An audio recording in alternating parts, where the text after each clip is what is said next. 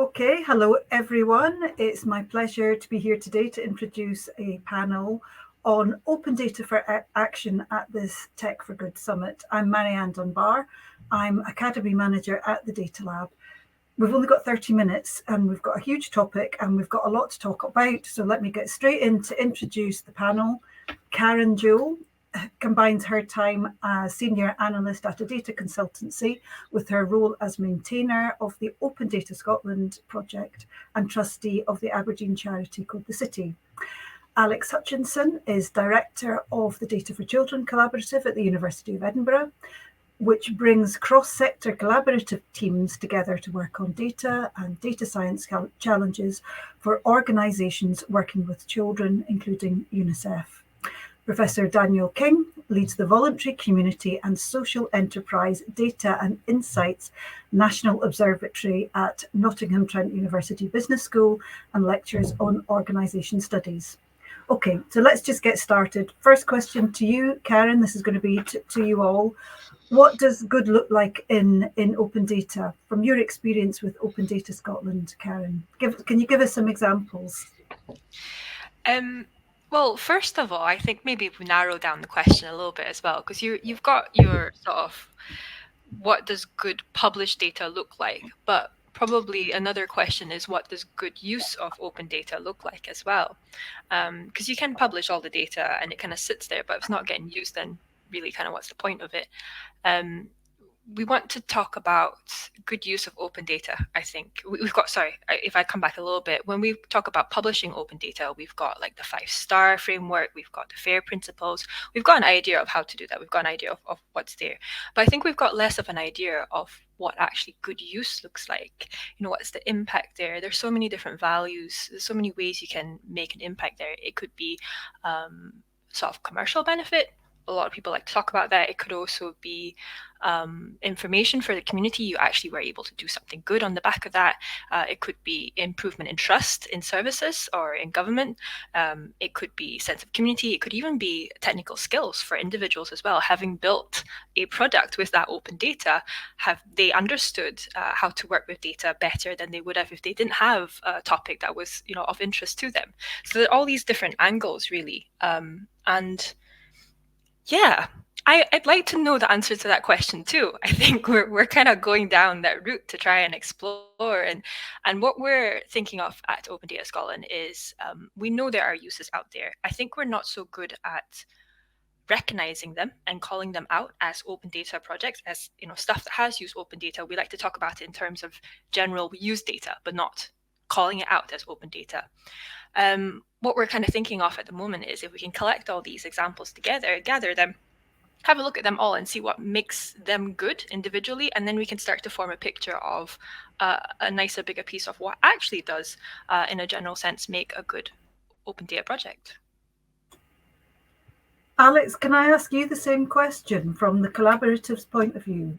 Yeah, absolutely. Thanks, Marianne. And yeah, I love the way that Karen's kind of flagged up trust and I guess impact in her answer, because that's for us is a really kind of key part to what we're thinking about what you can do with data and how you can do data for good. So I think the impact part on the use of open data is really important in terms of, have you got the right people in the room asking the right question and the right data to answer that question? So the way we think about that is the sort of demand and supply.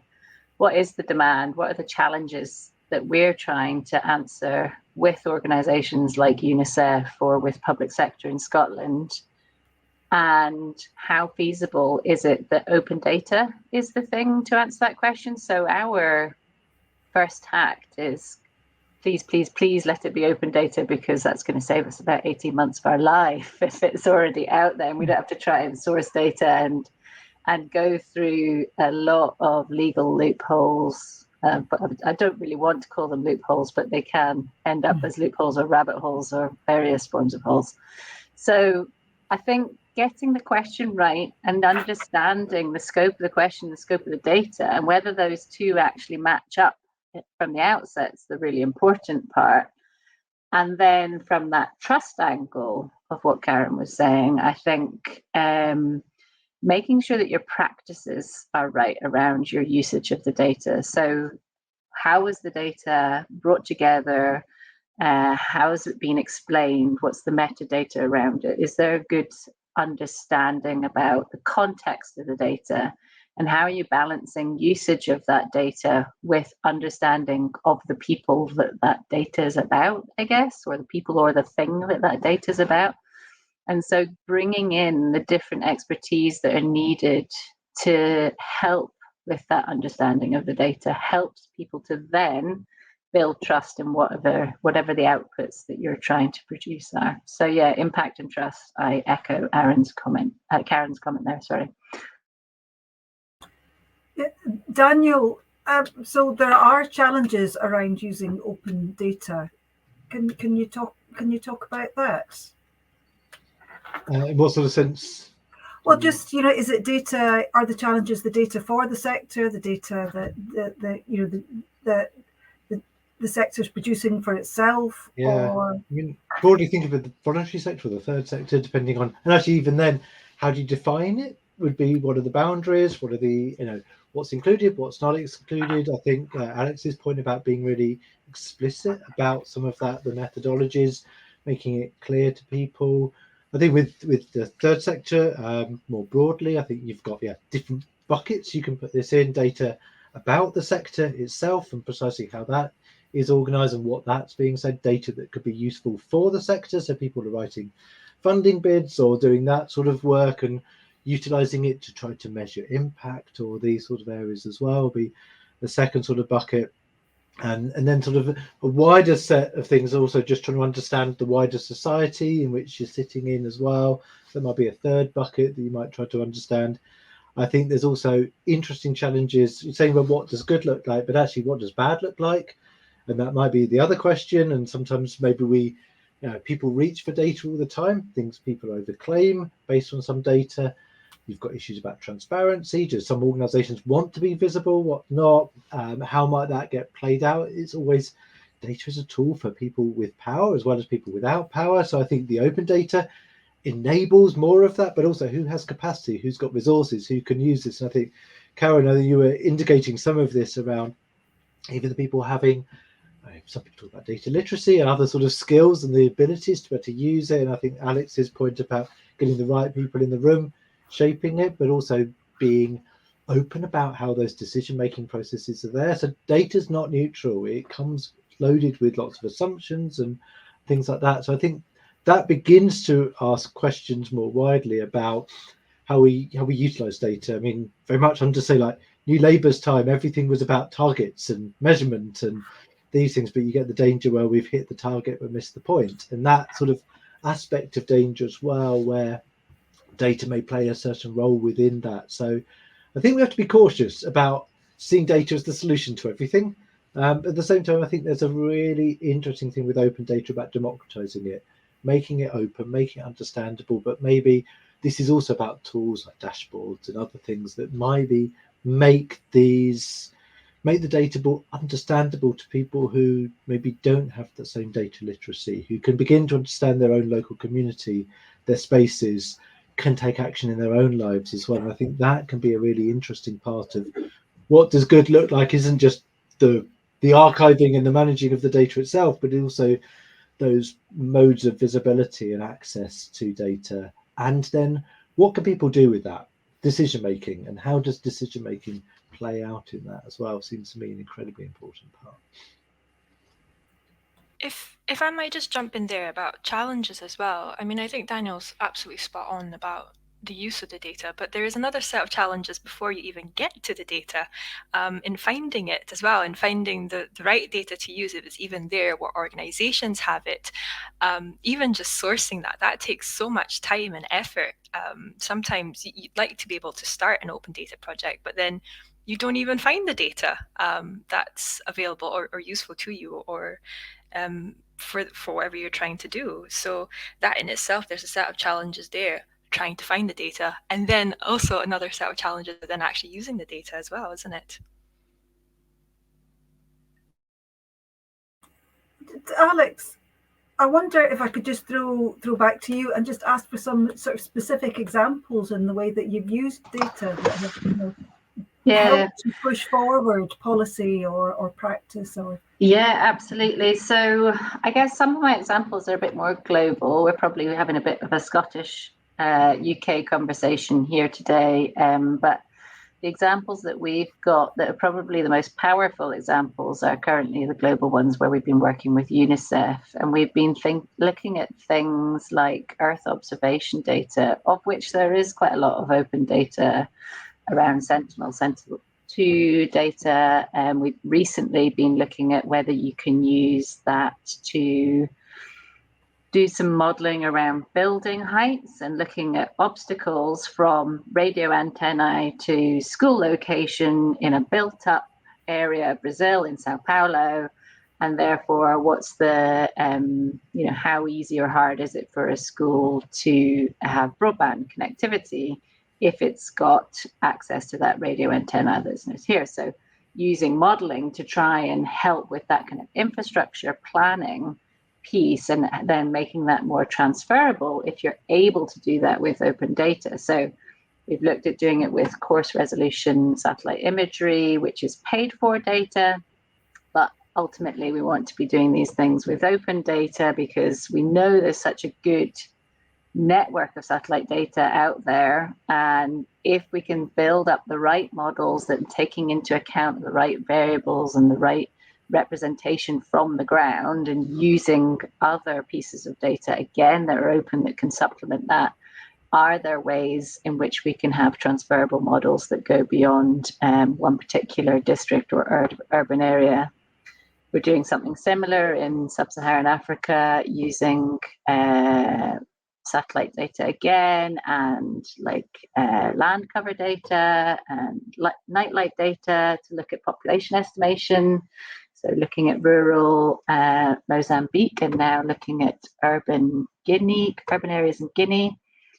And I guess the other type of open data we've been using is household survey data. So those data sets are not fully open in that you can't just download them. You need to have gone through one level of sort of authorization. So you're just talking about what your purpose of usage is, but once you've shown that legitimacy, you can then download household survey data, which is displaced. So you're getting it down to quite a granular level of household, but not knowing where exactly that household is. Those are displaced by 5 to 10 kilometers. So and using some of that for various reasons, like looking at proximity to health centres, and again thinking about planning and vaccination program planning from that perspective. So that's the kind of global examples we've got. We are doing some work on sports data in Scotland, so working with the Observatory for Sport in Scotland and thinking about children and young people's access to recreational activities and what data exists today. And actually the way we're looking at that project is like, what does that ecosystem look like, and what is open and what's not open data, and why is the other data not open? How could it be aggregated and shared, and how can that become usable and useful for researchers and the organizations themselves to work together more on that kind of, again, ecosystem planning and policy piece there. So I was going to stop talking because I've got too many examples. I could keep talking for ages on this. Daniel, perhaps you could tell us a little bit about what the National Observatory is working on. Yeah, very much so. So actually, so just a bit of background. So we been working during COVID on trying to look at the impact of the pandemic on the voluntary community social enterprise sector. So we did a variety of different things, one of which was during COVID, it was a monthly barometer, which is like a temperature check of what's going on within the sector, where we asked people across the whole of the UK, people running organisations, about what was happening. And I think that shows the need for data in something where it's a very fast changing situation, policymakers in particular. So we fed into DCMS and other organisations into trying to inform their responses to the pandemic. And right now we're running a sort of more quarterly one, trying to again understand what's happening with the consistent set of questions. So you have a baseline, because when we presented this sort of data to government ministers, they said that's very interesting, but what was it like before the pandemic? And there isn't in the voluntary community social enterprise sector or the third sector any big consistent sort of survey of this type. In you've got things like the CBI who've been running these sort of things for 30 years in the business sector, but nothing comparable in the third sector. So it's one of the pieces of work that we've been trying to do. We've done lots of interviews. We've done over 300 interviews with voluntary sector leaders as well, which again I think is really interesting qualitative data set, really understanding people's lived experiences. So when we think about data, I think we should also not just think about numbers, but we should think about other types of data as well. And I think it also raised up, you said about open data and the possibilities of that, but I think we need to think about ethics and various other things. Who gets access to these things? Who gives their data? And what would happen to that? So whilst there's a lot of push, understandably, for open and transparent data, we also have to be careful from certainly sitting within universities how we manage and look after that data and how we give access to that, but also working collaboratively with people. And I think there's a wider set of things in the third sector as a whole. There is talk about, and pro bono amongst others have written about data poverty in the sector. I don't think it's necessarily data poverty. I think it's data fragmentation. There's lots of bits of data all around. One of the things we want to be doing in the observatory is bringing some of that together and be able to also not just bring the data together, but also provide commentaries and understandings and interpretations of that. Because there's one thing having the data, but also the sense-making process is a really important part, and how you read into things, but also not over-interpreting certain things as well. Because I think certainly within policy frameworks, then there could be the danger that we jump very quickly for a headline, or certainly within the media, jump for headlines and not actually take something more considered view as well. So that's the type of thing that we've been working on. So how can we ensure that we share? How can we create structures so that we can share and therefore push forward policy? The Open Data Scotland is doing, is such a great repository. What's the next step, Karen? That's about 5 questions. I'll try to work through them one by one. Well, yeah, I guess just a bit of a background as well. Open Data Scotland is very much a volunteer-run project. It's kind of born out of the effort of people just wanting to, well, basically that challenge there that I said earlier about how it's so difficult to find data, that's very much personal experience. Certainly the experience of a lot of my peers as well. I've sat with a colleague this week, spending half a day trying to find a geospatial file that included all the UK split by region. Why should that be so difficult to find? It's stuff like that, and because it's so much effort, and we've got that sort of personal experience, personal fear, if you will, having to source data. That's how Open Data Scotland, or the opendata.scot listing in the website, came to be. So we've now got a listing of, I've just checked, 1,908 data sets. That number has climbed significantly over the last week.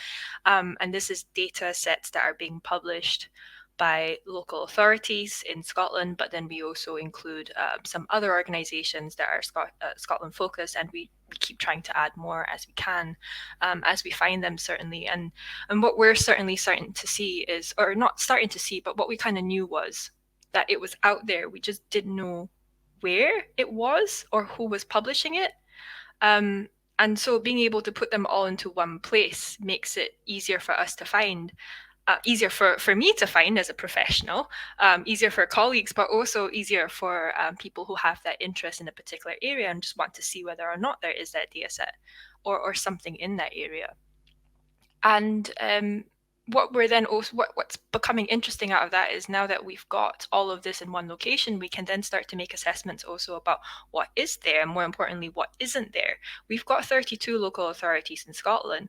Why are they not all publishing the same thing? Some of them will publish school locations, like I think only 5 of them publish like secondary school locations, and the rest don't.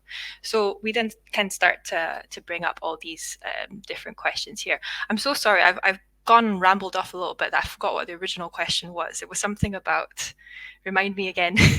It's just about changing policy. And I mean, you've answered that question, that, you know, even just highlighting where there is inconsistency, that, you know, the next step is the drive towards consistency, which is obviously useful. And the question about what we can do about it, right? So Open Data Scotland is just one resource, if you will. And we're very much on the outside of it. We're civilians, if you will, pulling all this information together, so what we can see. But there are other organisations like this Research Data Scotland, based in the Bay Centre, who are pulling together data sets from public sector for research use. So I think there's that sort of level of you've got to be a researcher in order to access that data. So that's there.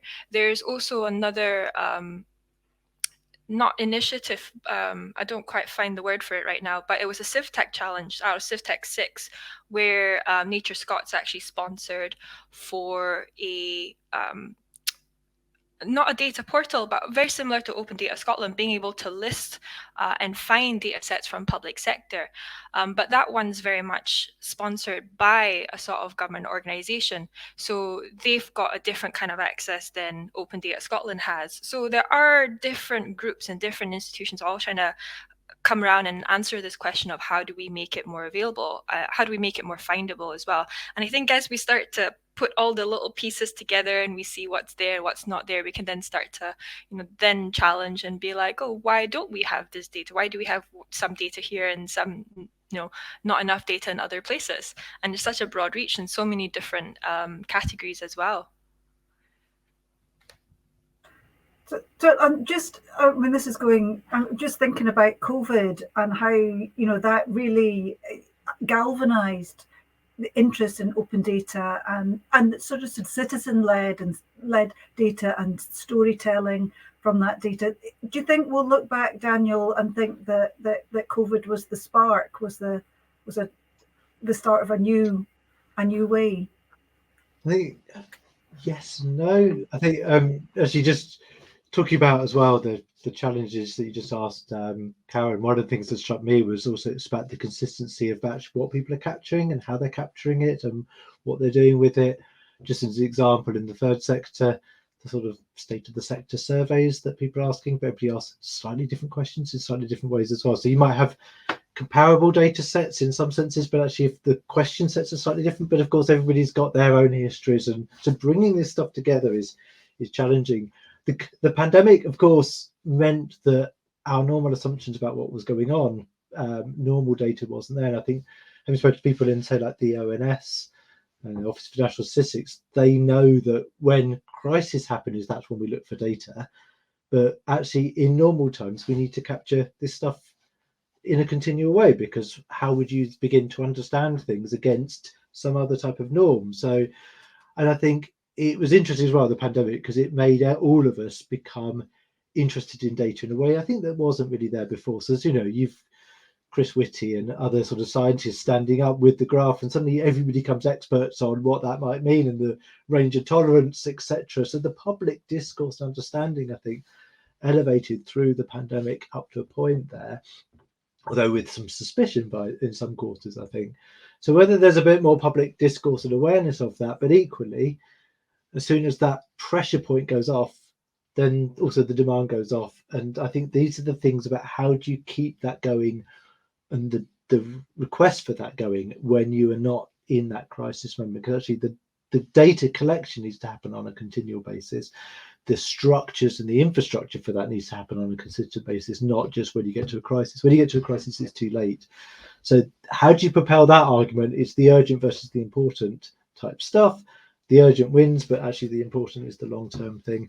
And probably from a political point of view, you know, the pandemic might be written off as a one in whatever generation, 100 years or even, or at least a generation thing. So investing in something to say we might have a problem in the future is quite a hard ask. So I think we've got to find different ways of showing the value at different points in time as well around that. But yeah, I hope the public attitude has shifted somewhat. And just to jump in on what Daniel was saying there, that kind of need for consistency of data collection or shared understanding of what's being collected, I think kind of goes back to Karen's point, is if there was to be really like some clarity on who's collecting what, where, when, what good quality it is, how regularly it's collected, then that actually could start to strip away duplication of effort. Or, you know, if we're talking about local authorities having different types of system and therefore different data outputs, just the clarity around that would really help people see where the gaps are or where the overlaps are, and start to kind of minimize this overburdened data ecosystem which we have. We are a little miniature plug for ourselves, which I didn't really realize I was leading to, but as I was speaking, I was like, oh wait, we are doing something about this, which is we're working with the Promise to look at that data audit or data map for Scotland around children in care, and what different agencies are interacting over what different types of data, and actually how much does that help us in terms of understanding children, care experienced children. And so that's one example of a project where we're going back to the sort of foundational piece of what does it all look like in one, before that allows us to think about what we can do with the data. So try and strip back in terms of that collection. Sorry, I'm eating into your finalizing time here, Marianne, probably. No, that's absolutely fine. And also I think that enables the storytelling that we need to do, you know, for our civil society. We need to tell the stories in a way that can encourage change or be a force for change. So we are actually heading towards the end of this session. So just a quick question, Karen, what can people do to get involved with Open Data Scotland? For Open Data Scotland specifically, you just need your time, really. It's a very, very informal organisation. We've got code contributors. We've also got people who just kind of sit in the Slack channels and just give us ideas and point us to stuff. Or we'll float maybe a feature that we want to build, and folk will feedback on that. It is all completely volunteer based. It's open source. All code's available there. It's on the website. But there are also like non-technical things that you can get involved in as well. So we're trying to build this up. We're trying to make this something that will survive. It's on a pipeline that runs every Friday, so it's up to date. So we know the listing is there. It's not almost all of the effort that we put into this project is in making it better rather than just trying to like keep it going, if you will. But it's nice to have this little community piece. You know, it's very much built by community for community. So just being involved is a great way. Yeah, that's brilliant. So I think it's just down to me now to thank our fabulous panel, coming from different perspectives, but I think we're all on the same journey. We're all, you know, thinking about how we can use that data to make sure that we're using it consistently, that we're minimizing risk, that we understand that there may be gaps where they are, and how we can use open data for the good for our civil society. So I think we've just got a few minutes if anyone's got any final snaps or snips. I've got one very quick one. I'm so sorry I forgot to mention. This one other thing that can be done is if you do have a good open data project, or if any of you have worked on an open data project and that might be your own personal project or something that's done for your community, let us know about it. You can tweet us. And what we're trying to do is build up a collection of projects in Scotland that are using open data at any sort of level, if you will. And because we're trying to then build that profile of what good open data use looks like. So we've got a little resources page. There's about 12 of them on there at the moment, but I'm sure there's more. So if you have a good data project, just shout about it. oh no, that's a brilliant place to end, because we just all need to speak to each other and share our experience. And then that's fantastic. Thank you so much, Daniel, Karen and Alex. It's been a pleasure.